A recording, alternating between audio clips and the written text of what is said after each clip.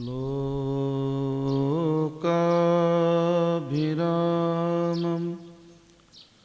रणरङ्गधीरं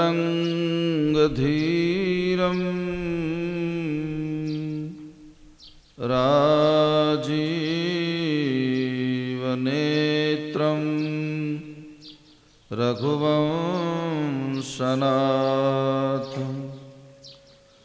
कारुण्यरूपं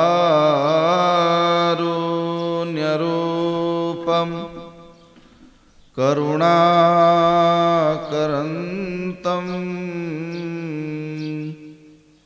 श्रीरामचन्द्रं शरणं प्रपद्ये। मनोजवं मारुततुल्यवेगं जितेन्द्रियं बुद्धिमतां वरिष्ठं वातात्मजं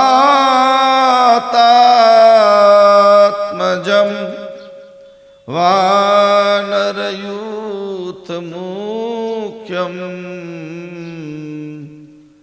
श्रीरामदूतं शरणं प्रपद्ये। वसुदेवसुतं देवं कंसचाणूरमर्दनं देवकी परमानन्दं कृष्णं वन्दे जगद्गुरुं। शशाङ्कचक्रं सकिरीटकुण्डलं सपीतवस्त्रं सुरसारोहेक्षणं सहारवृक्षस्थलकौस्तुभश्रियं नमामि विष्णु शिरसा चतुर्भुजं।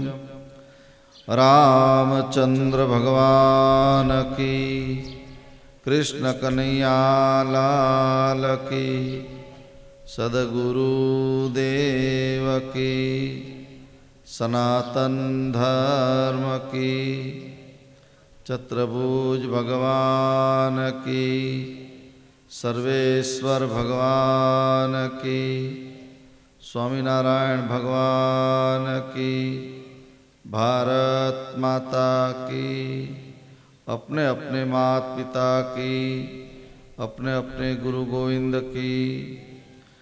ओम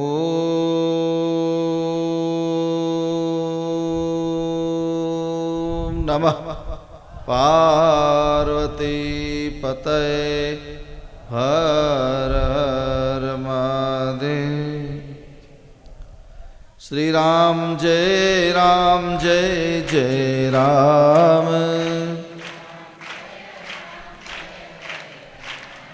श्री राम जय जय राम। श्री राम जय जय राम। श्री राम जय जय राम। श्री राम जय जय राम। ओम श्री राम जय जय राम। रात्रे निंद्रा दिवसे काम, क्या रे भजसु सीताराम। श्री राम जय जय राम। ओम श्री राम जय जय राम। श्री राम जय जय राम। रामचंद्र भगवान राम श्याम અને ઘનશ્યામની અનહદ અને અહેતુકી કૃપાના કારણે ખારવા ગામની અંદર ખૂબ જ સુંદર અને ભક્તિમય વાતાવરણમાં 3 દિવસની આપણી સત્સંગ શિબિર, એમાં આજે છેલ્લો દિવસ અને છેલ્લું સત્ર છે. ભગવાનનું નામ અને ભગવાનની કથા એ આપણા જન્મ જન્માંતરના પાતકોને બાળવાનું કામ કરે છે. મેં પહેલે દિવસે પણ કહ્યું હતું કે આપણાથી કંઈક ભૂલ થઈ જાય, આપણે માણસ છીએ, ભૂલ થાય, દડી પડે, ભાઈ માણસ છે. ભૂલનું પ્રાયશ્ચિત પસ્તાવો,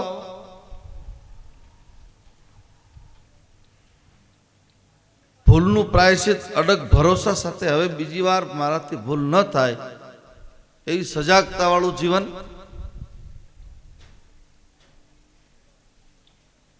તો પાપ ધોવા માટે ગંગાજી જવાની જરૂર નથી, અહીંયા પાપ ધોવાઈ જાય. પણ એક ભૂલ કર્યા પછી વારંવાર ભૂલ કરવી એને ભૂલ ન કહેવાય, એને લુચ્ચાઈ કહેવાય, અને એનો કોઈ જવાબ હોતો નથી. તમે બધા આટલી મોટી સંખ્યામાં સરસ રીતે ભગવાનની, ગઈકાલે હું જતો તો ટ્રેક્ટરમાં, બધા બહેનો ભરેલું ગામડાનું ટ્રેક્ટર, અને અહીંથી નીકળ્યા પછી પણ ટ્રેક્ટરમાં કીર્તન ચાલુ હતા. કેટલો આનંદ આવે, ભગવાનના નામનો આનંદ કેટલો આવે. એટલી વાર પણ આપણે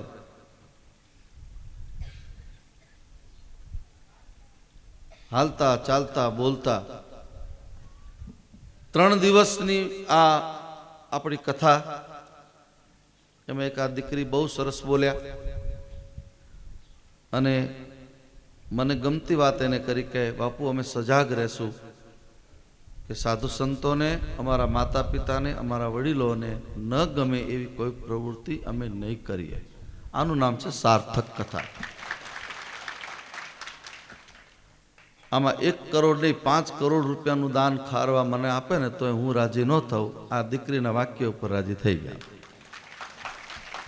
આવા જુવાન દીકરા દીકરીઓ, અને હજી હું અત્યારે આહવાન કરું છું, હજી આપણે 1.5-2 કલાક બેસવાનું છે. દીકરીએ હિંમત કરી એમ એકાદો દીકરો ઊભો થાય. આ વાહડાઓને કંઈ કરવાનું જ નહીં, એને પણ થોડીક ખુમારી બતાવે એકાદો દીકરો કે મારા બાપુ કંઈક બોલવું છે. બોલો. મારો મંચ છે ને બધાને પ્રેમ કરનારો મંચ છે. વ્યાસપીઠ એટલી વિશાળ છે કે અહીંયા બધાનો સમાવિષ્ટ કરે છે. દેશની વ્યાસપીઠો બધી આવી ઉદાર હોવી જોઈએ. અહીંયા આવાય નહીં, અહીંયા અડાય નહીં, અહીંયા બોલાય નહીં, આઘા રહેજો ફલાણું. એ આઘા રહેવાન અભડાવ જવામાં ગયા ને એમાં દેશ મારો 1 સૈકા સુધી પાછો પડી ગયો. હવે સુધરો થોડા. નાના નાના સંપ્રદાયોના ઠેકાઓ લઈ લઈને પછી આપણે લોકોમાં સંકુચિતતાના બીજ રોપીએ. આ 3 દિવસની શિબિરમાંથી સમરસતાનો બોધ લેજો. ભગવાનના ઘરે કોઈ નાનો નથી, કોઈ મોટો નથી. આ ગામમાં બહુ સારો સમન્વય દેખાય છે. સ્વામિનારાયણ ભગવાનનું મંદિર છે, શિવનું મંદિર છે, રામજી મંદિર છે. ખૂબ સરસ વાતાવરણ. આ ચોક રામજી મંદિરનો ચોકથી પ્રસિદ્ધ છે. અહીંની તો મને ખબર નહીં, પણ હું ઘણા ગામડામાં જાઉં છું ને તો ત્યાં ક્યારેક આવું દર્શન થાય છે કે રામ મંદિરે જનારા શિવ મંદિરે ન જાય, શિવ મંદિર વાળા રામ મંદિર હારે નિસ્બત નહીં, સ્વામિનારાયણ મંદિર જતા હોય બીજે ક્યાંય ન જાય. બસ અમારા ભગવાન, અમારું આ, એ મારું મારું કરે ને એના ઘરમાં મહાભારત થાય. હવે આ જગતે સુધરવાની જરૂર છે. થોડા સુધરો. સમરસતા દ્વારા બધા ભગવાનનું સન્માન. મને ખબર નથી કે સાધુ સંતો કઈ રીતે આ બધું અવળા કાન કે ઊંધા કાન પકડાવે છે. આપણા મંદિરે જ જવાય, આપણા ભગવાનને જ પગે લગાય, બીજે ન જવાય, આવું ઊંધું સમજાવે એવા સાધુ સંત હોય ને લાલદાસ બાપુ, એનો કાન પકડો. તમે આવું ખોટું કેમ બોલો છો? ભગવાન તો બધા હરિવ્યાપક, સર્વત્ર સમાના, પરમાત્મા બધી જગ્યાએ વ્યાપ્ત છે. અહીંયા તો સરસ વાતાવરણ છે, ખારવાનો પ્રશ્ન જ નથી, પણ હું ગામડે ગામડે ફરું છું, મને આ બધા અનુભવો થાય છે. હવે એમાંથી થોડા બહાર આવો. હું કદાચ હું પોતે તમને એમ કહું તમારે અહીંયા અમારા મોટા મંદિરની બીજું કંઈ તમારે નહીં કરવાનું, તો તમારે પ્રશ્ન પૂછું છું કેમ કંઈ નહીં કરવાનું. બધી જગ્યાએ જાઓ, બધી જગ્યાએથી જ્યાંથી સારું લાગે ત્યાંથી લેતા શીખી જાઓ. સાધુએ પોતાના સેવકોને પાંખ આપવાની હોય એના બદલે પાંખો કાપવાના દ્રશ્ય ક્યાંક ક્યાંક દેખાય છે. નિર્માલ્ય કરી દીધા, ડરપોક, ધર્મ ભીરું કરી દીધા, ધર્મના નામથી એને બીવડાવી દીધો.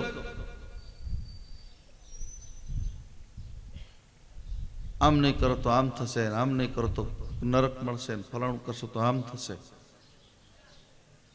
બહુ સમજદારી. આજે છેલ્લો દિવસ છે એટલે મારે તમને એક પ્રાર્થના પણ કરાવી છે, બધાને સાથે ગૌરાવી છે. બહુ સીધા સાદા સરળ શબ્દો છે. તમારી અંદરથી એવો કંઈક રણકાર નીકળે સત્યનો.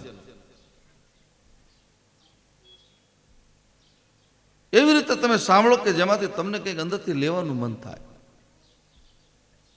હમણાં રામ કહેતા હતા, સાચી વાત છે કે આ મંચ ઉપર માઇક ઉપર બોલવું સહેલી વાત નથી. હું તમને મારાથી શરૂઆત કરું, કોઈને કહેતા નહીં, ખાનગીમાં કહું. અમારું ખાનગી આવું જોઈએ ને, આખી દુનિયા જોવે છે યુટ્યુબ દ્વારા, આખી દુનિયા, હજારો લાખો લોકો જોતા હશે. ખારવાનો આ સત્સંગ અમારા ચંદ્રકાંતભાઈ ચાવડા બહુ મહેનત કરીને સેવાની ભાવનાથી લોકો સુધી સત્સંગ પહોંચાડે છે. હું મારી જ વાત કરું. હું જ્યારે ભણતો તો વિદ્યાર્થી કાળમાં હતો, પછી મારા ગુરુજીની સાથે રહેવાનું હોય તો ગુરુજી એમ કે હનુમાન ચાલીસા બોલ. હવે હનુમાન ચાલીસા બધાની વચ્ચે એટલે મેલેડીમાં પંડમાં આવે, દશામાં તો આવે ને આવે જ. બધે માતાજીઓ આમ ધ્રુજે, પગ ધ્રુજે, રહેવું કેમ, ઊભું કેમ થવું. પણ ગુરુજી એટલા કડક નહીં, તારે બોલવાનું છે. પછી આવી એક પીળી સાલ, એટલે હું આ સાલ રાખું છું. એ સાલ માથે ઓઢીને અંદરથી માઇક લઈને ગાતો.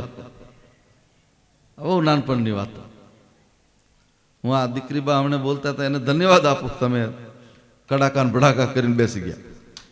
બહુ સારી વાત, સંસ્કાર, એના માતા પિતાના સંસ્કાર હશે. મા બાપે રાજી ત્યારે થવાય જ્યારે પોતાનો દીકરો કે દીકરી કંઈક તરક્કી કરે, કંઈક પ્રગતિ કરે, સમાજને, રાષ્ટ્રને, દેશને અનુરૂપ કંઈક જીવન જીવે. કેટલી મોટી વાતો. ખારવાના સત્સંગમાં મને બહુ વિશેષ આનંદ આવ્યો છે. તમારી શિસ્ત જોઈને આનંદ આવ્યો છે. ખૂબ શાંતિથી જ્યારે તમે સાંભળો છો ત્યારે જીવનમાં કંઈક ઉતારજો. બસ 3 દિવસમાં હું જે બોલ્યો છું એ બોલવામાં તમને કંઈક વિવેકપૂર્ણ લાગ્યું હોય તો એનો સ્વીકારજો. અહીંયા કોઈની રાગ નથી, કોઈનો દેશ નથી, કોઈની ઈર્ષા નથી. કોઈ પણ સાધુ સંત પાસે જાઓ અને એ બીજાની નિંદા કે ટીકા કરતા હોય તો સમજવાનું કે સાધુ નથી, એની પાસે બેસવું નહીં, ત્યાંથી નીકળી જાઓ. પગે લાગીને નીકળો. આમ તો પગે ન લગાય, નીકળી જાઓ. એક ધર્મ બીજા ધર્મની નિંદા કરે, ટીકા કરે. એક દેવતા બીજા દેવતાઓને નાના આમ દેખાડવાની કોશિશ કરે, પોતાને મોટા દેખાડવાની કોશિશ કરે. આ ધર્મ નથી, અધર્મ છે. રામચરિત માનસમાં તુલસી, ભગવાન રામ જ્યારે પ્રગટ થવાના છે ત્યારે દેવતાઓની સાથે બધા જાય છે. અને એ વખતે પણ ટૂંકી બુદ્ધિના દેવતાઓ બધા હતા. કોઈએ કીધું કે રામ હશે ક્યાં, ભગવાન ક્યાં હોય. કોઈ કે સ્વર્ગમાં હશે, તલાતલમાં હશે, વિતલમાં હશે, પાતાળમાં હશે. અલગ અલગ જગ્યા બધાને બતાવી. અને છેલ્લે શંકર ભગવાનને પૂછ્યું કે મહારાજ, તમારી દ્રષ્ટિમાં તમે એમ કહો કે ભગવાન ક્યાં હશે. પછી ભગવાન શંકર કહે છે, મને તમારી બધાની બુદ્ધિ ઉપર દયા આવે છે. રામ તત્વ એવું છે ખારવામાં જ હોય. રામ તત્વ એવું છે કે એ અયોધ્યામાં જ હોય. સ્વામિનારાયણ તત્વ એવું છે કે છપૈયામાં જ હોય. શિવ તત્વ એવું છે કે જે કેવલ કૈલાસમાં જ હોય. તો તુલસી કહે છે, હરિ વ્યાપક સર્વત્ર સમાના, પ્રેમ प्रेम ते प्रगट होई में जाना, प्रेम ते प्रगट होई में जाना। आ एक केवुं तत्व, परम तत्व परमात्मा अत्र तत्र सर्वत्र છે, બધી જગ્યાએ છે, ક્યાં નથી? આવો એક ભાવ જો તમારામાં બેસી જશે તો આ ધર્મના નામે જેટલા ધતિંગો થાય છે, જેટલા તોફાનો થયા છે, કેટલા લોકોના માથા કપાઈ ગયા છે. રામ જન્મભૂમિ આંદોલન 500 વર્ષથી ચાલતું હતું. આપણા લાખો બાપ દાદાઓ તમારા મારા લોહીની નદીઓ ચાલી, પણ અત્યારે આપણા સમયમાં ભગવાનની કૃપા થઈ, એ રામલલ્લા પાછા બિરાજમાન થઈ ગયા 22 તારીખે. આખી દુનિયાએ કેટલો આનંદ કર્યો હતો. એક બીજી દિવાળી દેશમાં ઉજવણી. પ્રતીક્ષા કરો, ધૈર્ય કંથાહા, ધીરજ રાખો. ભાઈઓ બહેનો, દુઃખ આવે ને ત્યારે ધીરજ ન ચૂકવી, ધ્યાન રાખવું. થોડુંક ધીરજ રાખો. થોડુંક કરજ માથે થઈ ગયું તો અફીણ પી કે ઝેર પીને મરી ન જવું, એથી તો પરિવાર દુઃખી થશે. એના કરતાં ધીરજ રાખો.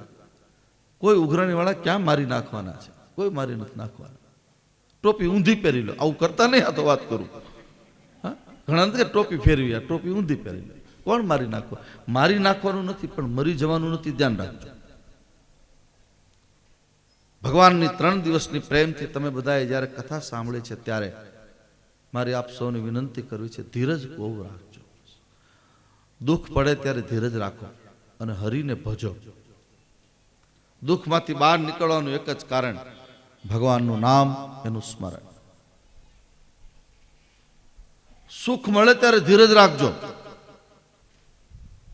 જ્યારે માણસને સુખ મળે છે ત્યારે માણસ ધીરજ નથી રાખતો, એટલે મળેલું સુખ, મળેલો રૂપિયો, મળેલા પૈસા, એના દ્વારા એ દારૂ, જુગાર, નોનવેજ કે એ ચક્કરમાં ચડી જાય છે, કારણ કે ધીરજનો અભાવ. લક્ષ્મી છે, માં છે, માનું દૂધ પીવાય અને પોષણ મેળવાય, એના બદલે એને વેચવા નીકળે આપણે, એટલે દુઃખ આવશે. 3 દિવસની શિબિરમાં બીજું કાંઈ ન કરતો કાંઈ નહીં. ખાસ કરીને મારા યુવાન ભાઈ બહેનોને વિનંતી કરું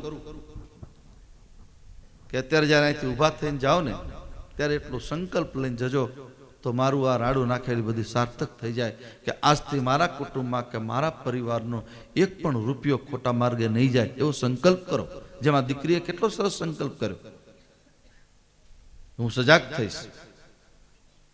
સાધુ સંતો તમને જગાડવા માટે આવે છે, બીજું એને કોઈ લેવા દેવા નથી. સાધુનો કોણ પાર પામી શકે? સાધુને જોવા માટેના ચશ્મા શરણાગતિના હોવા જોઈએ. શુદ્ધ અને ચોખ્ખા કાચવાળા ચશ્મા હોય તો ચોખ્ખું દેખાય, એવા ચશ્મા પહેરજો કે જેમાં સાધુમાં તમને કરુણા જાગે. સાધુને પાસે બેઠા પછી છળ કપટ છૂટી જાય ઓટોમેટિક. સાધુની પાસે જાઓ ત્યારે ઓટોમેટિક ખટપટ છૂટી જાય, તારી મારી છૂટી જાય. સાધુ શિખામણ આપે એના કરતા એ જીવનથી જ બધું બતાવી દે. ગાંધીજીને કોઈ પૂછ્યું ને કે તમારો જીવન સંદેશ એક વાક્યમાં લખો, ત્યારે એને કીધું કે મારું જીવન એ જ મારો સંદેશ. સાધુનું કેવું ચરિત્ર હોય છે. અત્યારે જે આપણે પાણી માટે બુમરામણ પડે છે, એવા આ ચિંતા તો ગાંધીજીને હતી.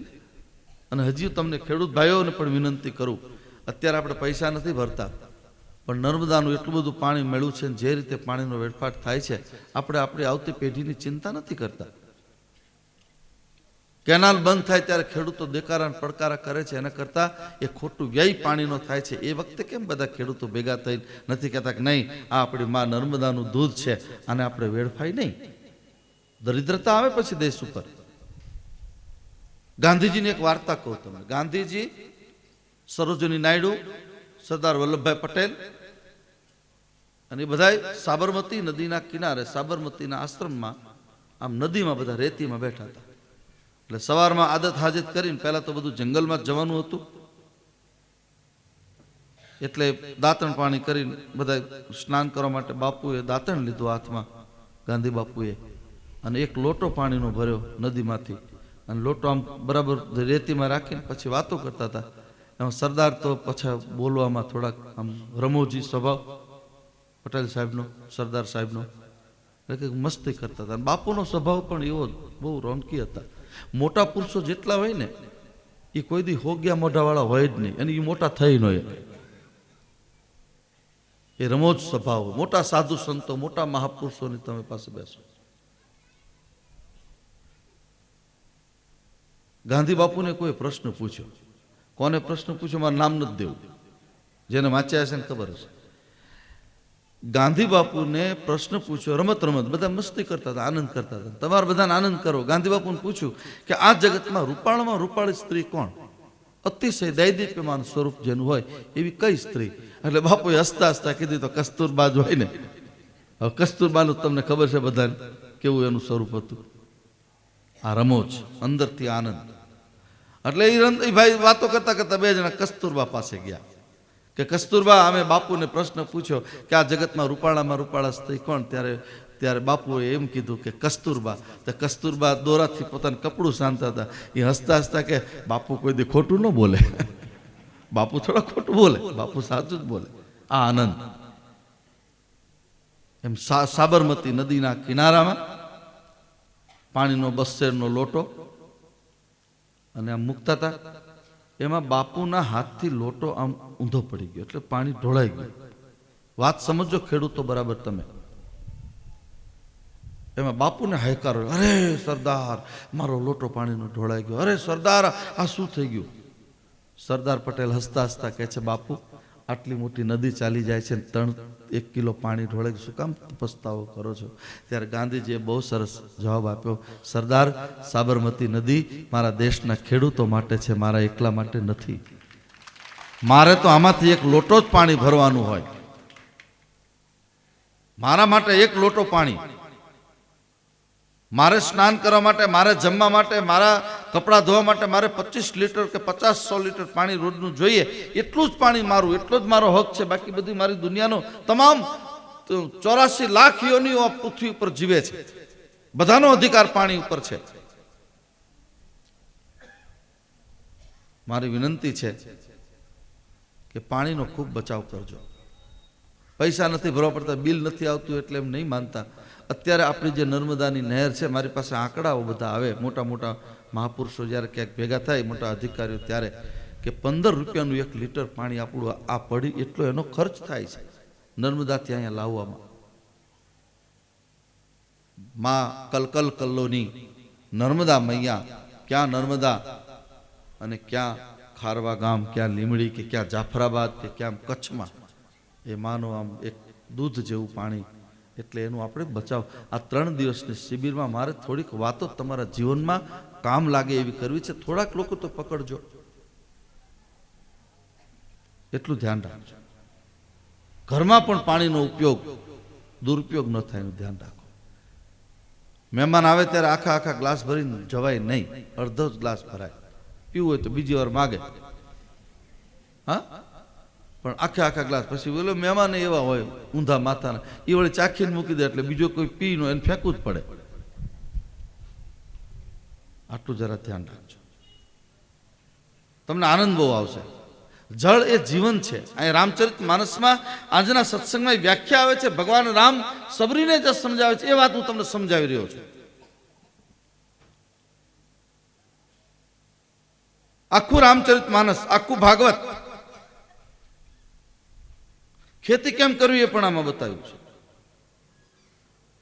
કૃષિ પ્રધાન આ નહેર જે લાવી, આપણે બધા આપણા નામે ભલે ચડાય, અમે આ નહેર લાયા, ફલાણા ભાઈ યોજના કરીને આ બધું થયું નહીં. આ નહેરની યોજના આજકાલની નથી.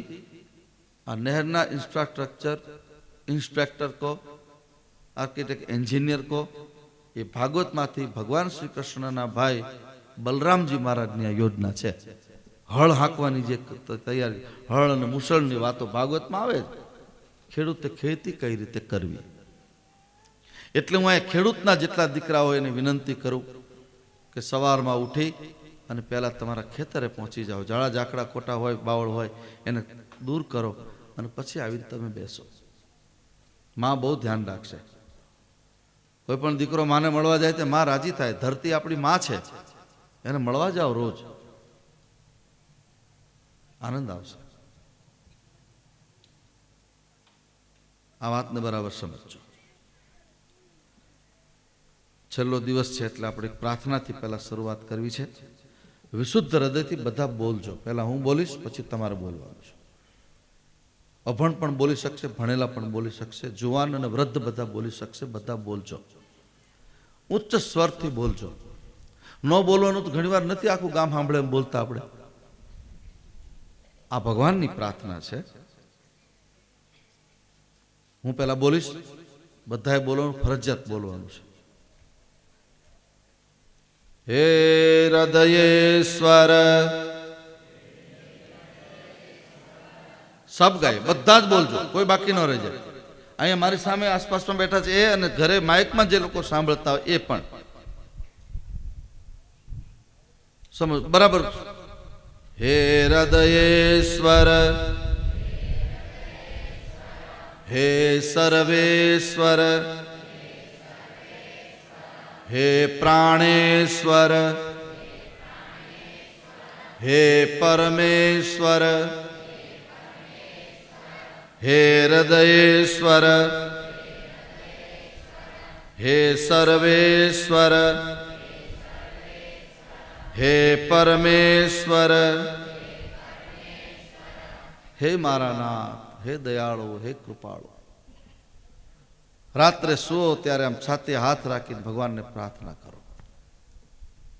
કઈ ન આવડે, ગુજરાતી ન આવડે, હિન્દી ન આવડે, સંસ્કૃત ન આવડે તો કઈ નહીં. આપણી એક વાર્તા છે ને, એક ભરવાડનો દીકરો હતો, માલધારીનો. પોતાનું જોક હતું મોટું આખું, એની અંદર ગાડ બકરા બધા હતા, એની વચ્ચે ખાટલો નાખીને સુવે. એક બાજુ ગાયો, એક બાજુ ભેંસો, 100-200 પશુઓનું એનો પોતાનો વાડો. વચ્ચોવચ્ચી ભરવાડનો દીકરો.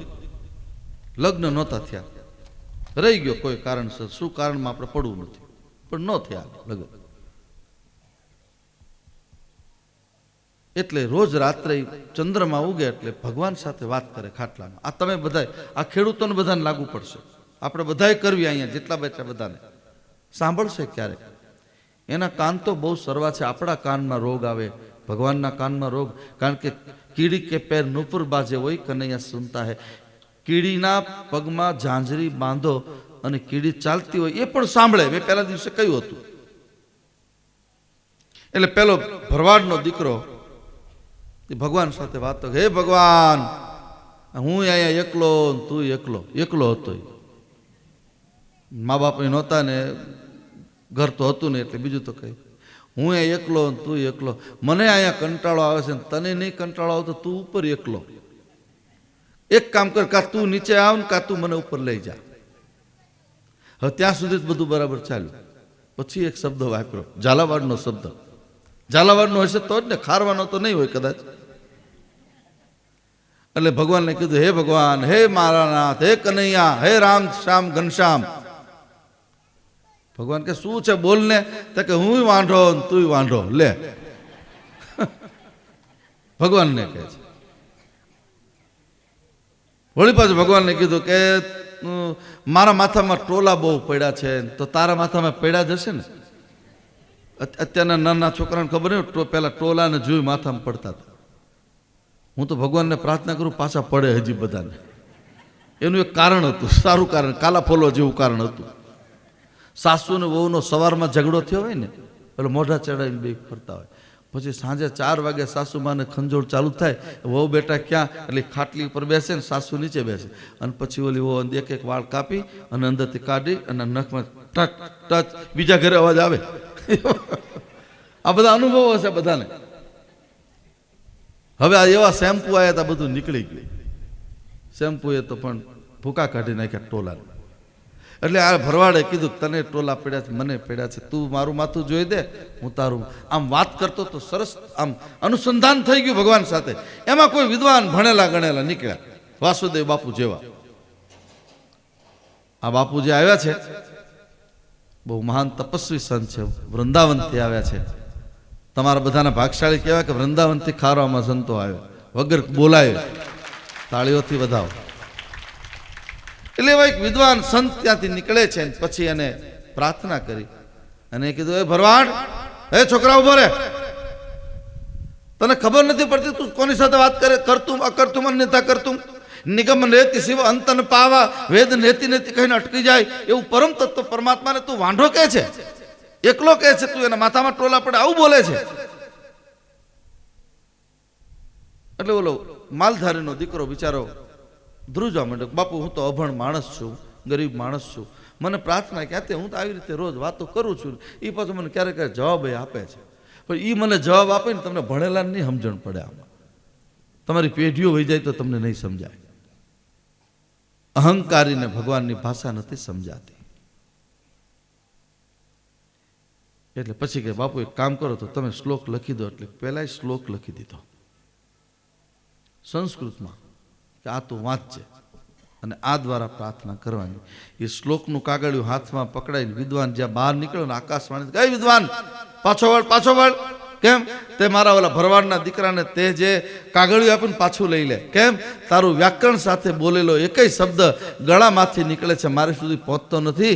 આ જે બોલે છે તે હૃદયથી, નાભીથી નીકળે છે, એ મને પહોંચે છે. પ્રાર્થનાની પરિભાષા આ શું છે યાદ રાખજો. રામચરિત માનસ એમ કહે છે, ગદગદ ગીરા નયન બહાનીરા, વાણી ગદગદિત બની જાય, કંઠ રૂંધાય બોલતા બોલતા, શબ્દ ફાટે ક્યારેક ક્યારેક અંદર. ત્યારે સમજવાનું મારી પ્રાર્થના ભગવાને સાંભળી છે. આંખમાં આંસુ આવી જાય. ભગવાનના દર્શન કરતા આંખમાં આંસુ આવી જાય. દ્વારકાધીશ, ડાકોર, શ્રીનાથજી બાબાના ક્યારેક ક્યારેક દર્શન કરવા જવાનો મોકો મળે, એની સામે મૂર્તિ સામે બેસીએ ત્યાં તો અંદરથી રડવાનું શરૂ થઈ જાય. આ છે ભગવાનના દર્શનનું ફળ. એટલે કબીરને ડીમ ડીમ ઘોષ કરીને કબીર કહે છે, હસ હસ કંતન પાયા જીન પાયા તીન રોય, હાસે ખેલે પીવું મળે તો કોણ દુહાગીન હોય. આ જગતમાં હસી હસીને કોઈને પરમાત્મા નથી મળ્યા. જેને જેને પરમ તત્વની પ્રાપ્તિ થઈ છે ને રડી રડીને થઈ છે. એટલે હું કહું છું કે રડતા શીખી જાઓ. એકાંત મળે ત્યારે ભગવાનની પાસે રડો. અને જે લોકોને ભગવાન પાસે રડવાની ટેવ પડશે ને, એમાં દુનિયામાં પછી કોઈના બાપની તાકાત નથી એને કોઈ રડાવી શકે. કોઈ પ્રકૃતિ એને રડાવી નહીં શકે. કારણ કે આંખના આંસુ ભગવાનનો વીક પોઈન્ટ મારે તમને આજે બતાવો છે. રામ શ્યામ ને ઘનશ્યામનો એક વીક પોઈન્ટ છે. ભગવાન રામનો, કૃષ્ણ ભગવાનનો, સ્વામિનારાયણ ભગવાન હોય, શિવ ભગવાન હોય, તમારી કુળદેવી માતા હોય, એનો એક વીક પોઈન્ટ છે. શું વીક પોઈન્ટ ખબર છે તમને? એક જ વીક પોઈન્ટ છે. તમે જ્યારે પલોઠી વાળીને એની પાસે બેસી જાઓ, ગમે તેવા સંસ્કૃતમાં શ્લોક બોલો કે પ્રાર્થના કરતા એક સ્તુતિ કરતા હોય, અને સ્તુતિ કરતા કરતા જો તમારી આંખમાં આંસુ પડી જાય તો મારો પ્રભુ જોઈ શકતો નથી. આ એનો વીક પોઈન્ટ. એટલે હું કહું છું રોતા શીખી જાઓ. પકડી લો વીક પોઈન્ટને અને એના ઉપર હાવી થઈ જાઓ. ગજેન્દ્ર રડ્યો છે. ગજેન્દ્ર મોક્ષની કથા ભાગવતમાં આવે છે, તમે સાંભળી હશે. પોતાના બે બચ્ચા હાથણી, બે મદનિયા, ગમે એના બાગ બગીચા ઉજાડી નાખે, પાણી પીવે, મસ્તીમાં નાચે છે. એમાં એકવાર જૂડ આવીને હાથીનો પગ પકડે છે. યાદ રાખજો, ઘણા ઘર નથી કહેતા પતિ પત્ની પ્રેમ કરતા, એ મારા પતિ ઘરે ન આવે ત્યાં સુધી જમવું નહીં. મોટો ભાઈ કમાતો હોય ને પછી નોકરીથી ઘરે આવે ત્યાં આખું ઘરની રાહ જોઈને બેઠું હોય. અને એ જ મોટો ભાઈ જ્યારે બીમાર પડે ને 4-6 મહિનાનો ખાટલો થાય ત્યારે ઈવડા ઈડ લોકો 11 માના ઘર છૂટી જાય તો સારું. આ જગતનું પોલપાલ છે. એના એ જ લોકો હવે આ છૂટી જાય તો સારું, કારણ કે હવે સેવા આવક બંધ થઈ. આ જગત બહુ સ્વાર્થી છે. બહુ કૃપાવંત હોય તો કેવલ મારો એક પરમાત્મા, નિસ્વાર્થ પ્રેમ કરનારું તત્વ એક પરમાત્માને કે તમારો સદગુરુ, એને તમારી સાથે કાંઈ લેવા દેવાનો હોય છતાં તમને પ્રેમ કરે. તમે ગાળ આપો તો તમને પ્રેમ કરશે. આટલી વસ્તુને સમજજો.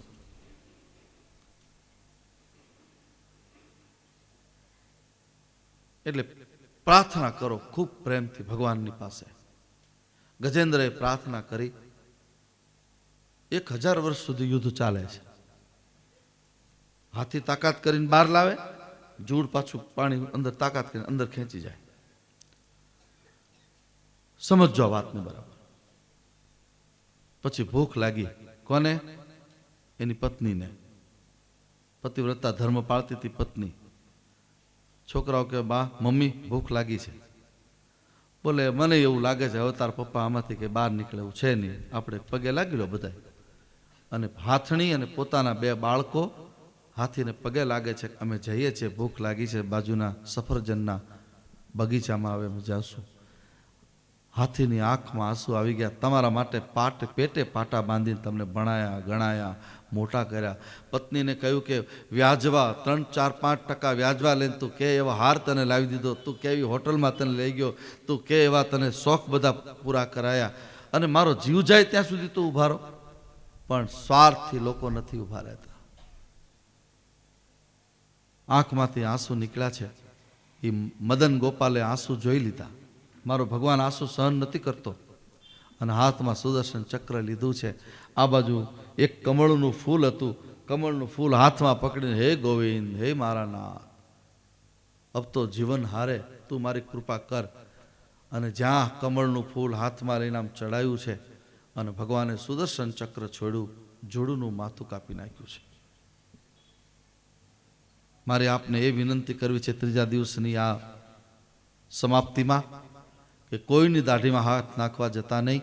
આંખમાં આંસુ સાથે તમે જેને માનતા, જે તમારા કુળદેવી હોય, શક્તિમાં હોય, મેલેડીમાં હોય, ચામુંડામાં હોય, બ્રહ્માણી માતા હોય, આપણે ત્યાં 64 જોગણીઓની વાતો છે.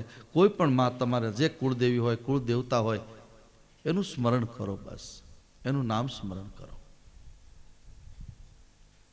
નામ સ્મરણ કરશો એમ પ્રેમ ઉત્પન્ન થશે. પ્રેમ ઉત્પન્ન થશે એટલે બધાની સાથે દોસ્તી નાક આવશે. દોસ્તી નાકી છે વેર. પછી કોની સાથે વેર કરવું, કોની સાથે પ્રેમ કરો? આખું જગત અધરમ મધુરમ મધુરાધિપતે રખિલમ મધુરમ, આખું જગત મારા ઠાકોરજીનું બનાવેલું છે. હવે મારે વેર કોની સાથે કરવું? હું ખારવા ગામના બધા વડીલોને, યુવાનોને વિનંતી કરું છું, જગત લૂંટાય તો લૂંટાઈ જવા દેજો, પણ ખારવા ગામની અંદર ક્યારેય કોઈની વચ્ચે ખાર ઉભો ન થાય એનું ધ્યાન રાખજો. મેં કીધું તું ને, ખારવાનો અર્થ હું કરીશ. એ મારા આજે તમે થોડું સમજાવવાનું, જેટલો સમય રહેશે એટલો. ખારનો એક અર્થ ક્ષાર થાય.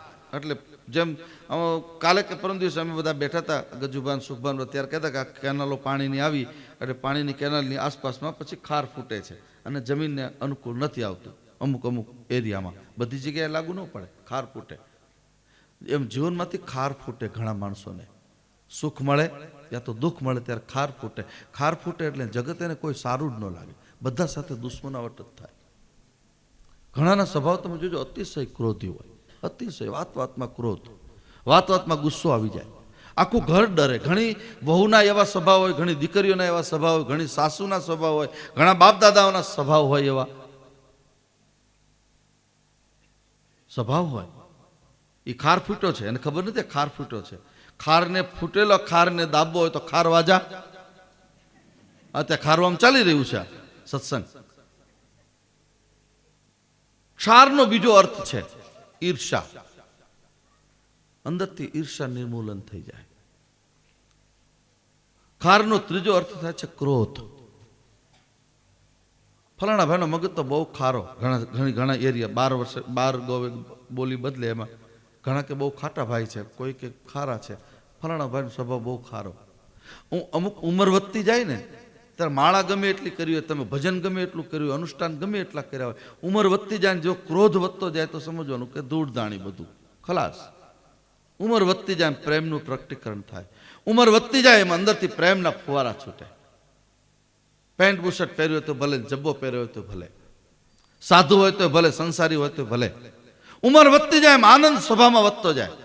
ઉંમર વધતી જતું કરતા શીખી જાઓ. મને કથામાં એક બેને પ્રશ્ન કરેલો ભાવનગરમાં. હું બધાને કહેતો હતો કે વડીલોનું ધ્યાન રાખવું, માતા પિતાનું ધ્યાન રાખવું, સેવા કરો. એમાં એક બેન આમ લાશ કાઢીને ઊભા થયા કે અમે તો બધું ધ્યાન રાખીએ પણ એને નહીં સમજવાનું ઉંમર લે હાલે. એ તો જોવો કેવા ઉપાડા લે બાપુ, તમને અમે જ દેખાય છે તમને. આપણે તો યુવાનોને જ કહેવાય ને, સાધુ તો એને જ કે.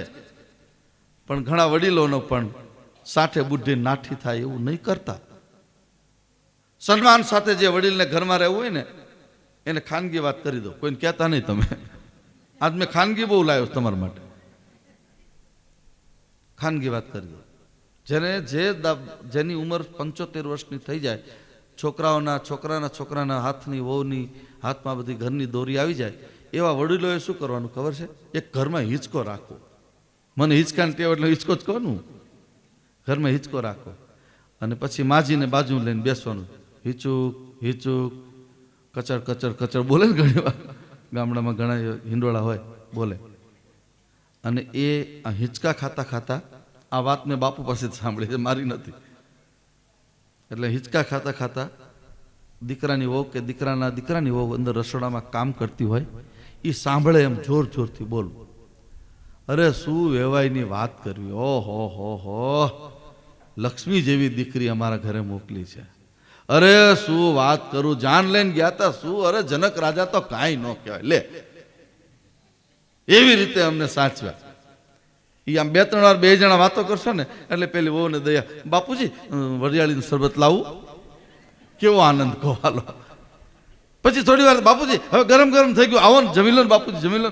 આ કરવું પણ ઘણાના, હે ભગવાન જવા દો, નથી બગાડવું મારે. થોડી વાર સ્વભાવ સુધારો, સત્સંગથી સ્વભાવ સુધરે, સત્સંગથી કંઈક આત્માનુભૂતિ થાય, અંદરથી તમને કંઈક જાગરણ લાગે, કંઈક અંદરથી અંડર કરંટ કંઈક કામ થાય. ખારવા ગામમાં મારે ખાસ 3 દિવસ તમારા ગામમાં રોકાણું છું, એટલે તમારું ઋણ ચડ્યું, સાધુ કોઈના ઋણમાં રહે નહીં, એટલે થોડી સાચી વાતો કરીને મારે આજે જવું છે. તમારા ઘરના વાતાવરણને સ્વર્ગ જેવું બનાવજો. નાતી જાતિના સંપ્રદાયમાં ભેદમાં નહીં માનતા. કોઈ રામાનંદી હોય, કોઈ સ્વામિનારાયણ હોય, કોઈ આ હોય, ઓલા સામે વટથી જોઈ નહીં, ઓલા સામે જઈને આ મારા તારા વાણા તાણાએ આખા દુનિયાને તોડી નાખી છે. પણ ખારવામાં એવું વાતાવરણ બનાવજો કે ખારવાના આકાશમાં જેટલા લોકો રહેતા બધા એક બાપના દીકરા છે. આટલું જો રાખશો તો મને આનંદ આવશે. પ્રેમ તો છે જ આ ગામમાં ઓલરેડી, પ્રેમ ન હોય તો આવી રીતે બેઠા થોડા હોય. વિશેષ રીતે તમે આટલા પ્રેમથી જ્યારે સત્સંગ સાંભળ્યો છે ત્યારે આટલું કરજો. આ દરેક વહુ છે ને, વહુ એને એક મારે થોડીક વાતો સમજાય, જે વહુના રૂપમાં છે, જેને સાસુની સેવા કરવાની છે. વહુએ એટલું વિચારવું. એક મોટા બાપુની બહુ જૂની ચોપડી હતી, એમાં હું થોડુંક લખીને લાવ્યો છું, તમારા માટે વાંચું છું, બધા સાંભળજો બરાબર.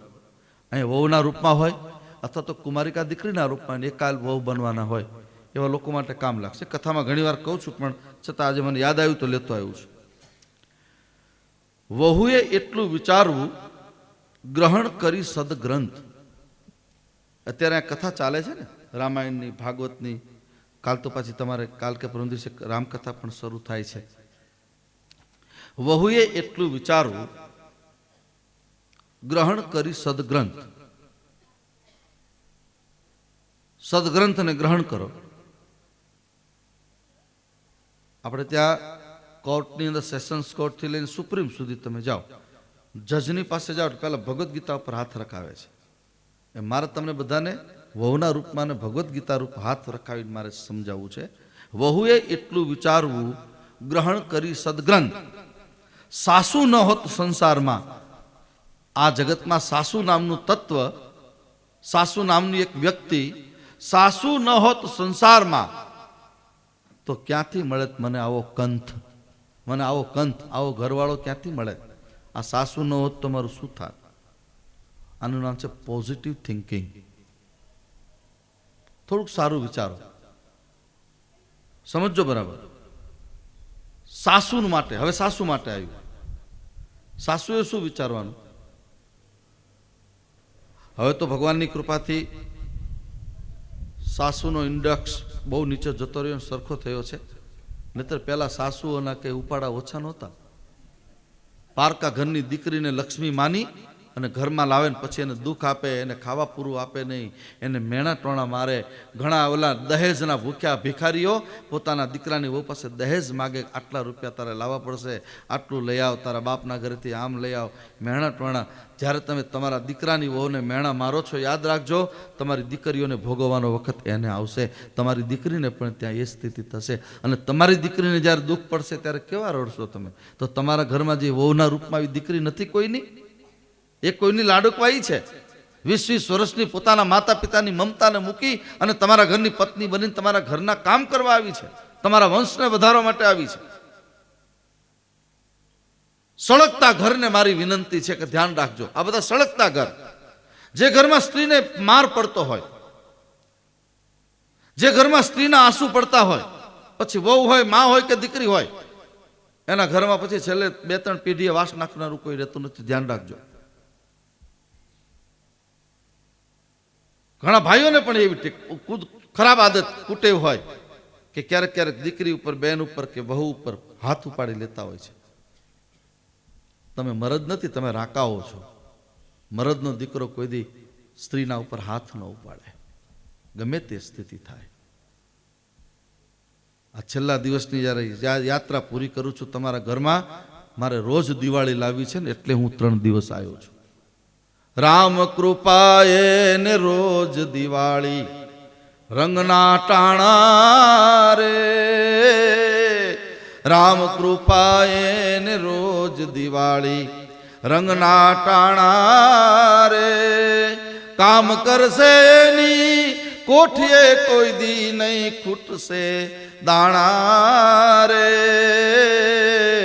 મોજ મારેવું, મોજ મારેવું, મોજ મારેવું રે. જેને 24 કલાક આનંદમાં રહેવું હશે એને આજની વાત થોડીક સાંભળવી પડશે. તમારા ઘરમાં તમારી કોઈને નજર ન લાગે, રોજ દિવાળી રાખો. રોજ દિવાળી. એ ક્યારે થશે? તમારા ઘરમાં એક પાત્ર એકબીજાને પૂરક બનશો. બાપ અને દીકરો મિત્રની જેમ વાત કરે, નાનો ભાઈ મોટો ભાઈને આમ શંકા કુશંકાના વાણા તાણા આપણા ઘરમાં ન આવેનું ધ્યાન રાખજો. ઘરના વાતાવરણને બહુ શુદ્ધ રાખજો, તો તમારા ઘરમાં રોજ દિવાળી. એટલે વહુએ એટલું વિચારવું, ગ્રહણ કરી સદગ્રંથ, સાસુ ન હોત સંસારમાં તો ક્યાંથી મળે મને કંત. હવે સાસુએ શું વિચારવાનું છે એના માટે? જે સાસુઓ પોતાની વહુને ત્રાસ આપતી હોય, દુઃખ આપતી હોય એના માટે. હવે તો આ સમય છે જ નહીં. અત્યારે તો મને ખબર છે, અમારી લીમડીની કથા હોય કે ગામડામાં ક્યાંય પણ અમે કથા કરતા હોય, સાસુ અને વહુ, નણંદ અને ભાભી એક સાથે કથા સાંભળવા બેસે છે. એટલા પ્રેમથી રહે છે. હું એવા કેટલાય ઘરે જોઉં છું કે નણંદ કે ભાભી છે કોઈને ખબર જ ન પડે, બધી દીકરીઓની જેમ રહેતી હોય. એવું ઘર હું પસંદ કરું, એટલા આનંદથી. હું એવા ઘરે ઉતારો એવા ઘરે જ ગોતી ચૂંટીને કરું, ત્યાં આપણને આનંદ આવે. સાસુએ એટલું વિચારવું, હયે ધરી હરિવંશ. દરેક સાસુ જો એટલું વિચારે કે વહુ ના હોત આ સંસારમાં તો મારો ક્યાંથી વધે વંશ. જો આ જગતમાં વહુ ન હોત તો મારો વંશ વેલો, મારો આંબો ક્યાંથી બનવાનો હતો. એક દાદાના 4 દીકરા, 4ના 5, 5ના 6, 6ના 8, આ દીકરાના આટલી દીકરીઓ, 8 દીકરાના આટલે, જે આપણે જેમ કુટુંબમાં પેઢી આંબો હોય છે. આ વહુ ન હોત તો આંબાની કોણ કેરી ખાવાનું હતું. એટલે આ વહુ છે એ મારા ઘરની લક્ષ્મી છે, વહુ છે મારી દીકરી છે, એના બધા કરતાં આગળ વહુ છે એ મારા વંશને વધારનારી છે. આટલું દરેક ઘરના ભાઈઓ બહેનો, પતિ પત્નીઓ સમજતા શીખી જાય તો મને લાગે છે કોઈ ઘરે ક્યારેય કજ્જો કંકાસ થાય જ નહીં. ઘણા ઘર એવા છે જ્યાં રોજ સવારે ઉઠે ત્યાંથી કકળાટ ચાલુ થઈ જાય. આવા વિકૃત સ્વભાવના લોકો હોય છે, એને સત્સંગની બહુ જરૂર છે. ઉઠે તે સાંજે સુવે ત્યાં સુધી. કદાચ પૈસા પણ હોય, જમીન પણ જાજી હોય, પણ આખો દિવસ કકળાટ. કંઈક તો મોઢા સારા રાખીને આપણે બેસીએ, જમતી વખતે કકળાટ, જમતા છાલિયાનો ઘા કરવાનો. વિકૃત સ્વભાવ છે. અને વિકૃત સ્વભાવની દવા એક જ, સાધુનો સંગ. બેની મને ભાગે મળ્યો છે સાધુ પુરુષનો સંગ. આટલું ધ્યાન રાખજો. ભગવાનનું નામ, ભગવાનનું કામ આપણા જીવનના એક નવો રંગ લાવીને આપણને ઊભું રાખી દેશે. તમારા ઘરને સ્વર્ગ બનાવવું હોય તો ફર્નિચર ભલે જૂનું હોય, ઘર ભલે જૂના હોય, આનંદ આવે આપણને. ઉંમર વધતી જાય, ઈર્ષા ઓછી કરજો, શરીર સારું રહેશે, શરીરમાં રોગ નહીં આવે. ઈર્ષાળુ માણસ હોય ને રોગ બહુ આવી જાય. લો બીપી, હાઈ બીપી ધડાંગ દઈને પડે, નક્કી જ નહીં એનું ક્યારે શું થાય. કારણ કે અંદરથી કંઈક બીજું કાતર ચાલી રહી છે. આ બધાને ખબર છે. હવે તો આપણે અહીંયા આંબા થાય છે, આંબાની કેરી જ્યારે પાકે ત્યારે નીચી નમે. એમ ઉંમર થતી જાય એમ તમારો સ્વભાવ સરળ થતો જવો જોઈએ. ઘણા લોકો મારી પાસે ફરિયાદો આવે, બાપુ આમ ઘરમાં કાંઈ વાંધો નથી, દોમદોમ સાહેબી છે, ખાવા પીવાનું બધાને સેન્ટ્રલી એસી મકાન છે આખું, પણ જુઓ ને બા બાપુજીનો સ્વભાવ સુધરતો નથી. એ એ શું કરે છે બાપુજી? પહેલા જૂનવાણી બધા ચાવીના જુડા આમ ખિસ્સામાં રાખ્યા હોય અને પછી આપી દેવા પડે 60-70 વર્ષ પછી. પછી એનું ધાર્યું ન થાય ને એટલે આખા ઘરને હેરાન કરે. એના કરતાં હું દાદાઓને શિખામણ આપું સાધુ તરીકે કે ઘણા દિવસ સુધી સત્તા ભોગવી, હવે છોકરાઓને સોંપી દો, ચાવીના જોડા ઘા કરીને આપી દો. નહીં આપો તો વીંટી પહેરેલી કાઢી લેશે, છેલ્લે કાંઈ રહેવા દેતા નથી. એના કરતાં ત્યાગ કરી દો. અને નિષ્કુળાનંદ સ્વામી, સ્વામિનારાયણ સંપ્રદાયનું ઘરેણું, એક એવા મહાપુરુષ થયા. એને બહુ સરસ પદ લખ્યું છે. આજ ત્યાગ અને વૈરાગ્યની વાતો કરનારા, ત્યાગ અને વૈરાગ્યના ઓઢણા ઓઢીને ફરનારા, કરોડો લાખો રૂપિયામાં કાવા દાવા કરીને આરોટતા હોય છે. એવા સમયે શિક્ષાપત્રીએ જેટલું કામ કર્યું એટલું જ કામ નિષ્કુળાનંદજીનું પદ પણ એટલું જ કામ કરે છે. ત્યાગ રે ટકે નહીં વૈરાગ્ય વિના. કેટલી સરસ વાતો.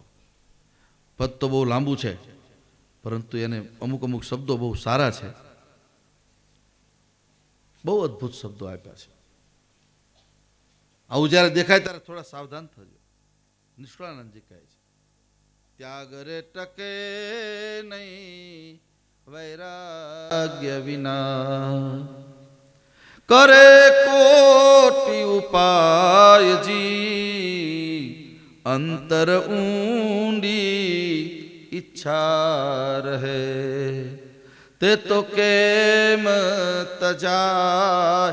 આમ વાતો કરે, લાલ લીલા પીળા કે ભગવા કપડા પહેરી સાધુ બની જવું બહુ સહેલું છે, પણ અંદર રહેલી વાસના નિષ્કુળાનંદજી કહે છે કેમ નીકળતી નથી. બહુ અદ્ભુત વાતો કરી છે. વેશ લીધો વૈરાગ્યનો, પણ દેશ રહી ગયો બહુ દૂર. નિશાખા નાખી નાખીને મારા સંતો ગયા છે.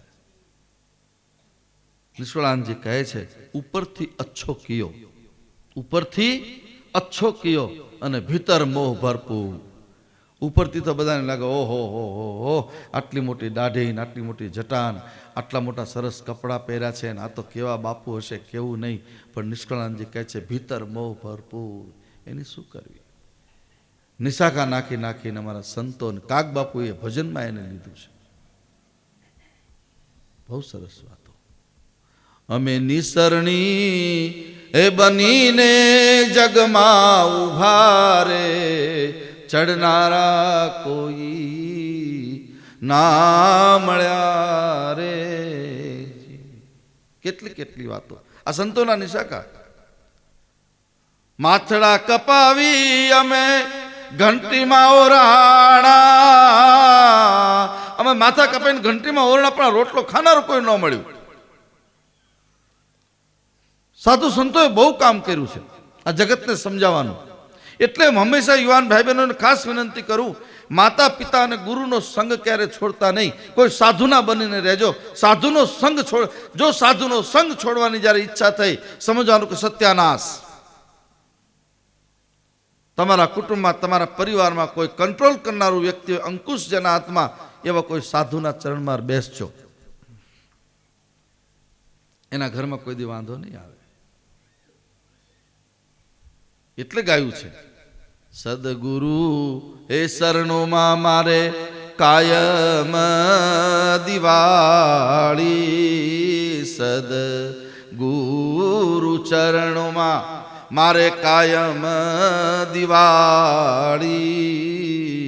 કદીએ ન દીઠી મેં તો રે ન અંધારી. ફટક ફટક મેં તો ફોડ્યા રે ફટાકા, ભજનના ભરોસે હવે મારે થયા રે અજવાળા. કેટલી વાતો આવી છે.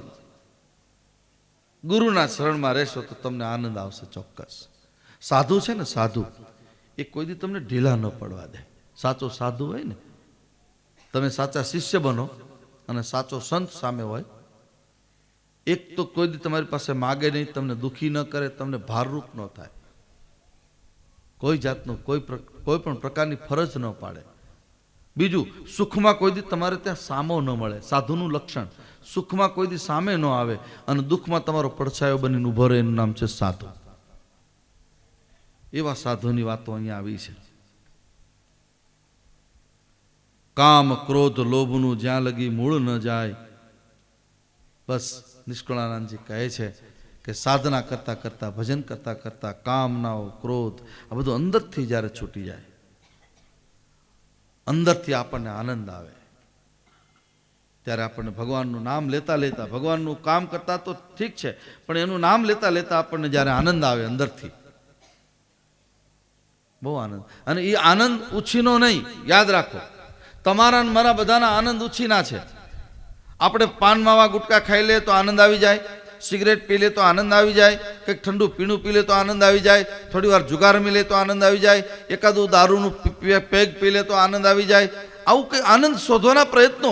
એટલે ભગવાન ડીમડીમ ઘોષ કરીને ગીતામાં મેં પહેલા દિવસે કહ્યું તો દદામી બુદ્ધિ યોગમ તમ એન મામ પ્રયામ તતે તેસામ સતત યુક્તા નામ ભજતામ પ્રીતિપૂર્વકમ. હે અર્જુન, જ્યારે માણસ બુદ્ધિ તત્વ ગુમાવે છે ત્યારે આનંદ અને મસ્તી શોધવાના પ્રયાસ દવાઓમાં કરશે.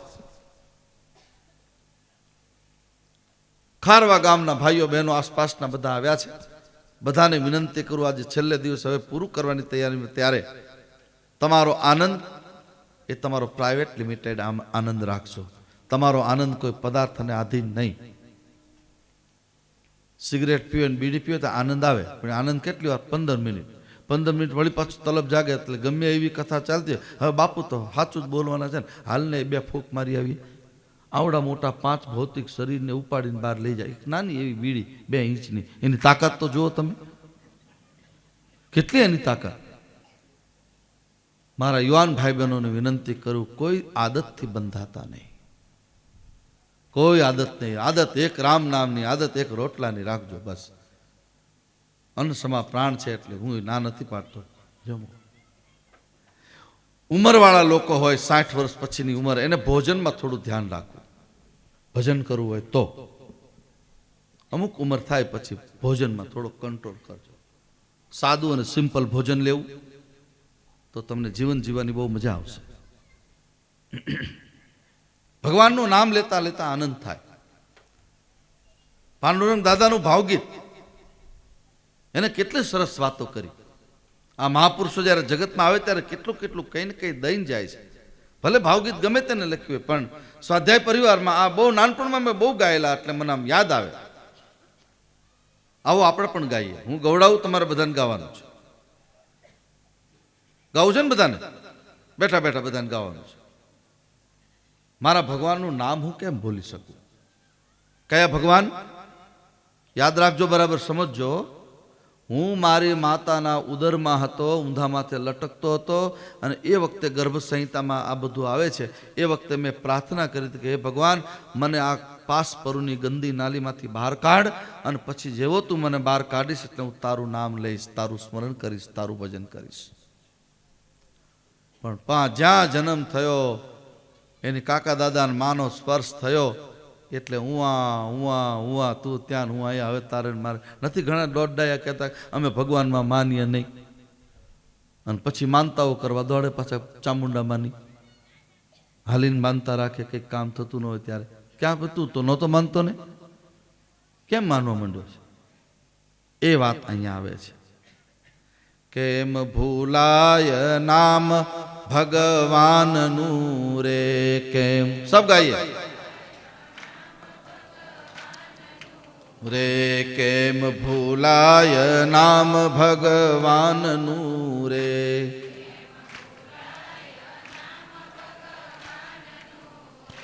મને આનંદ થાય નામ બોલતા રે,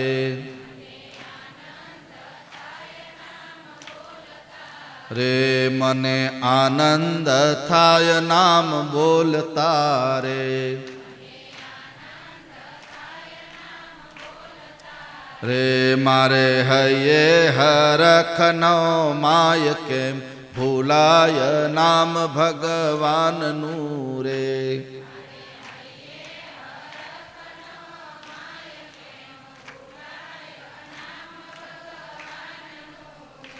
જેણે મુજને આ સૃષ્ટિમાં મોકલ્યો રે,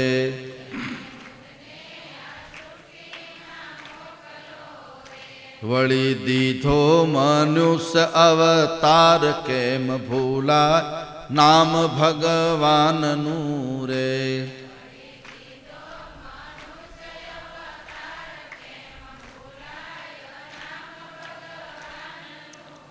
ભગવાનનું નામ લેતા લેતા આનંદ થાય, અને આનંદ થાય ત્યારે ભગવાનના ઉપકાર માનો. આ ભાવગીત બહુ મારે તમને આજે સમજાવવું છે, બરાબર સમજજો. આ એક કથા, આ એક રામાયણ ભાગવતની ગીતાનો સાર છે આની અંદર, બરાબર સમજજો.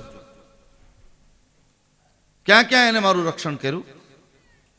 ગર્ભમાહી જેણે સંભાળ્યો રે,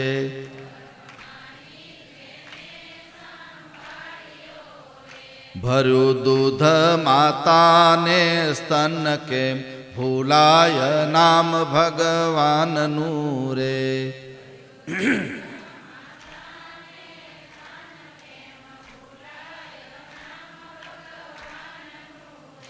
મને બુદ્ધિ ને બળ બહુ આપ્યા રે,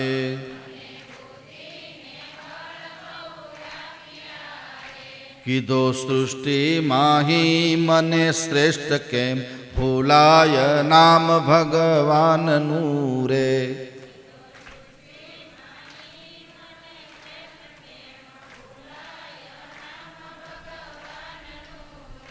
મારે માટે તો પુષ્પો ખીલાવ્યા રે,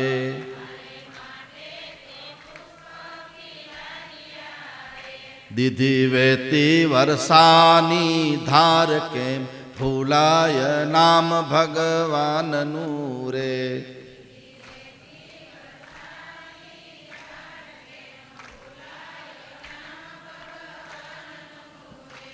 થોડુંક બેનો વોલ્યુમ વધારો, મને સંભળાય એમ. આ બાજુ તો અવાજ સરસ આવે છે, પણ આમ બધી જગ્યાએ જ નથી આવતો. આ બાજુ તો આવતો જ નથી, કારણ શું? બધા બરાબર બોલજો. કેમ ભૂલાય નામ ભગવાનનું રે, રે મને આનંદ થાય નામ બોલતા રે.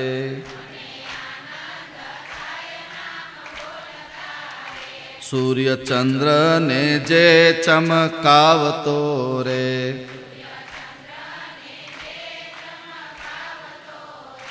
ધરતો મુજને પ્રકાશની ભેટ કેમ ભૂલા નામ ભગવાનનું રે.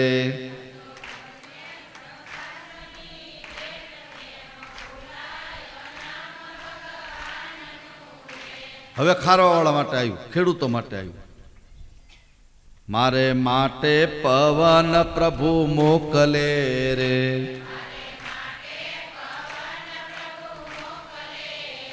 ધરતી પેટે ઉગાડ્યું અન્ન કેમ ભૂલાય નામ ભગવાનનું રે.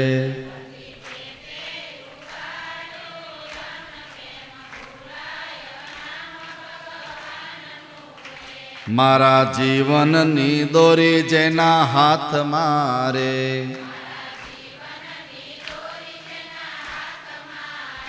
કરતો લોહી તણો અભિષેક કેમ ભૂલાય નામ ભગવાનનું રે.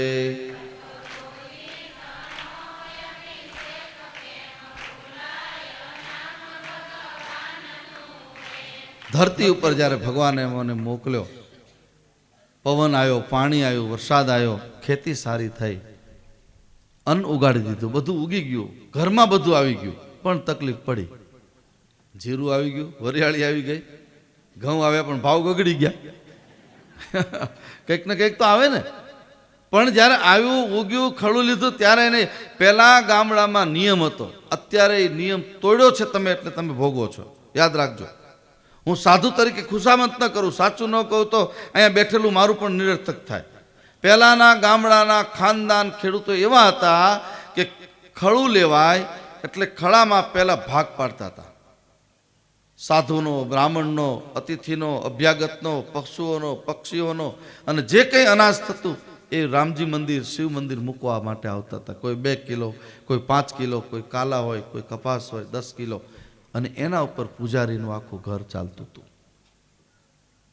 આજ ભગવાનનો ભાગ કાઢતો આ ખેડૂત ભૂલી ગયો અને એના કારણે કરોડો અને લાખો અબજો રૂપિયાની દવા છાંટતા છાંટતા આજ મારા દેશની ધરતીમાં ટીબી અને કેન્સરના રોગ લાગુ પડ્યા છે. ટીબી અને કેન્સરના. પ્રાકૃતિક ખેતી માટે વિનંતી કરું છું ખેડૂતોને કે થોડાક એ તરફ વળો. અતિશય મબલક ઉત્પાદનના કારણો તો ભલે ગમે તે હોય, પણ કમસે કમ તમારા પરિવાર માટે 5 વીઘાનું એક કટકું તો એવું રાખો કે જેમાં શુદ્ધ અને સાત્વિક અન્ન ઊભું થાય અને આપણો પરિવાર જમે. ધ્યાન રાખજો ખેડૂતો, ભગવાનનો ભાગ કાઢજો. મને ખબર છે ગામડાઓમાં રામજી મંદિર, શિવ મંદિરની પૂજા કરનારા સાધુ સંતોની જીવું દોયેલું થઈ ગયું છે. એને મજૂરી કરવાનો વખત આવ્યો, એને ધંધો કરવાનો વખત આવ્યો. આ પાપ છે, આ પાપ કોણ છોડાવશે? એવી વિચારધારાના માણસો આવ્યા, બીજા કોઈને દેવાય નહીં, આ તો રામજી મંદિર દેવાય નહીં, ફલાણું આમ ન કરાય, આપણે આપણું એક જ આપણી જગ્યાએ. એના કારણે નાના નાના માણસો જે હતા એને બિચારાને ભૂખ્યું રહેવાનો સમય આવ્યો. ઘણા લોકોએ આવો પ્રચાર કર્યો છે. સાધુ સંતો પણ આવો પ્રચાર કરે કે આપણે ત્યાં જ દેવાનું, બીજા કોઈને ન દેવાય, આપણો પૈસો આપણામાં જ, આપણા જ ધર્મમાં દેવાનું, બીજે ક્યાંય નહીં. આ બધા ધર્મના નામે ધતિંગ કરનારા ધતિંગિયાઓ છે, એટલું ધ્યાન રાખજો. ખેડૂતની પાસે અન્ન હોય એટલે અન્નના કેટલા આમ ખળું કરે ને, પેલા ખળામાં તો સાથીઓ કરતા ને પેલું મૂકતા જમીનનો ભાગ, અને ત્યાર પછી એના કેટલા કીડિયારું પૂરવાની જરૂર નહોતી, એમને બધું થઈ જતું. અને ત્યારે માગ્યા મેં આવતા. નાના નાના હતા અમે ત્યારે મને ખ્યાલ છે, આમ રમતા હોય અને પછી આમ ખેતરનું એવી વાદળી નાની એવી ચડે એટલે ખેડૂત કે હાલો ભાઈ જલ્દી બળદિયા જોડો, સાથી બાંધો, જલ્દી ઘરે જશું ત્યાં પલ્લી જશું. અને પાદરમાં આવે ત્યાં વરસાદ આવી ગયો હોય. અત્યારે માગ્યા મેં નથી આવતા, આવે તો બંધ થતા નથી, ન આવે તો 72 કાઢી નાખે. હા, મારે જમીન છે એટલે બહુ જાજી જમીન છે ભગવાન દયાથી, એટલે મને ખબર છે ખેડૂતની શું સ્થિતિ. પણ ખેડૂતે હોય પણ હવે જાગવાની જરૂર છે. આટલું જરા ધ્યાન રાખજો. ખેતરવાડીમાં જે કંઈ તમે મહેનત કરીને પકાવો છો એ તમારા પોતા માટે એકલા માટે નથી. ઘણા લોકો એમ કહે ના અમે તો દાન આપીએ છીએ ને, બધી જગ્યાએ મોકલીએ છીએ, ક્યાંક કોઈ મોટા મંદિર મોકલીએ, ક્યાંય ફલાણા મંદિર મોકલીએ. નહીં, પહેલાં તમારા ગામમાં જે સાધુ બ્રાહ્મણો રહે છે એનો ભંડાર ભરપૂર કરો, પછી તમે બીજાને આપો. આપણે જે દશાંશની વાતો આવે ને, સાધુ સંતો કહે 10મો ભાગ કાઢો. છેલ્લે દિવસે મારા ખારવા આસપાસના લોકો આવ્યા છે, બધાને ધર્મની થોડી વ્યાખ્યા મારે સમજાવી છે. 10મો ભાગ કાઢવાનું કહે ને સાધુ સંતો કે 10મો ભાગ કાઢો તો ભગવાન તમારું સારું કરશે. હું ચોક્કસ કહું, ચોક્કસ સારું કરે ભગવાન. પણ 10મો ભાગ કાઢ્યા પછી વિચાર કરો કે મારા કુટુંબમાં, મારા પરિવારમાં કેટલા દાદા દાદી, કેટલા બેન દીકરીઓ છે કે જે ભૂખ્યા તરસ્યા રહે છે, એના ઘરે પૂરો અન્ન નથી, એને પોતાનું ખેતર નથી, એને બધું વેચાતું લાવીને એના ઘરે પહેલા 10 કિલો અનાજ મોકલો.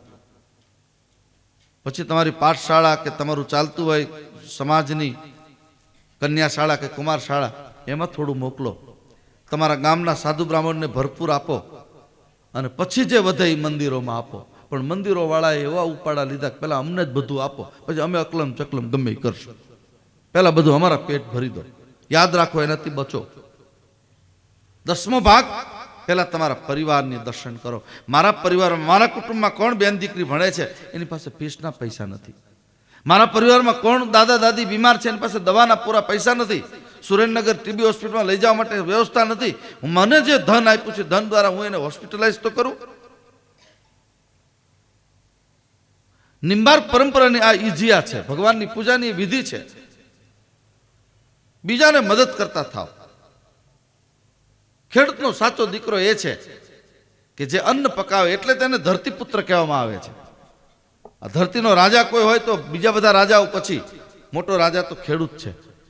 અને રાજાનું કામ છે 2 હાથે વેચવાનું, દેવાનું, બીજાને આપે.